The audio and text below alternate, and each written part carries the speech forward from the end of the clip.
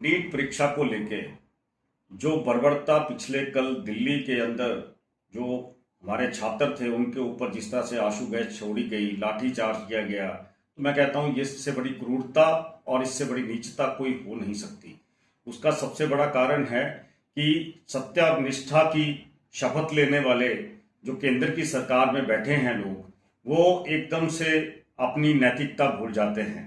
NEET परीक्षा में जो धांधली हुई थी उसको लेके, और उसमें तो करीब करीब 20 लोगों ने अपनी आत्महत्या कर ली थी। जो छात्र नीट परीक्षा में जो गए थे और वो मेरिट में आने वाले थे, उनको इतना सदमा लगा, वो इतने ज़्यादा निरुत्साहित हुए कि उनको वहाँ पे अपना आत्महत्या तक कर ली उन्होंने। लेकिन ये जो इनसेंसिटिव, जो असंवेदनशील सरकार दिल्ली के अंदर बैठी है, तो जो क्रूरता और कायरता पिछले कल इन्होंने दिखाई, छात्रों के ऊपर लाठीचार्ज किया, एक शांतिपूर्ण जो प्रदर्शन छात्र कर रहे थे उसको लेके उनके ऊपर लाठियां डंडे बरसाए गए, उनको घायल किया गया। तो मैं कहता हूं कि इतनी इतनी नीचता कभी इस देश के अंदर घटित नहीं हुई है।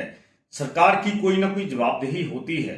केंद्र सरकार ने ना इसके ऊपर कोई वक्तव्य दिया, ना इसके ऊपर किसी ने कोई जिम्मेदारी ली, ना किसी ने इसको लेके कोई प्रक्रिया, कोई फैसला लिया गया।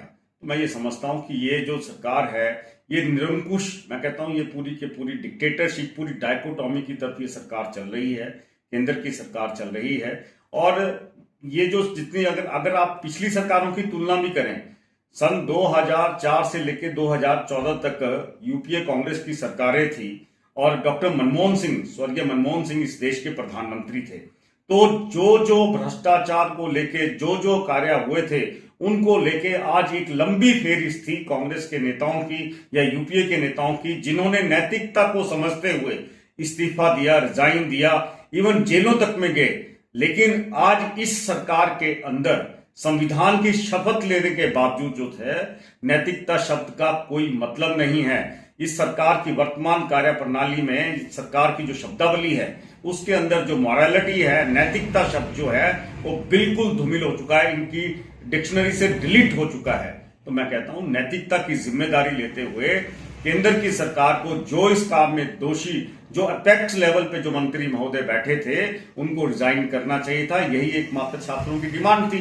लेकिन इतना असंवेदनशील होते हुए सरकार ने जो दिया है और बड़े अलोकतांत्रिक, बड़े अनडेमोक्रेटिक ढंग से जिस तरह से छात्रों के आंदोलन को कुचलने की कोशिश की गई, मैं कहता हूं इसकी घोर भर्त्सना होनी चाहिए, घोर निंदा होनी चाहिए।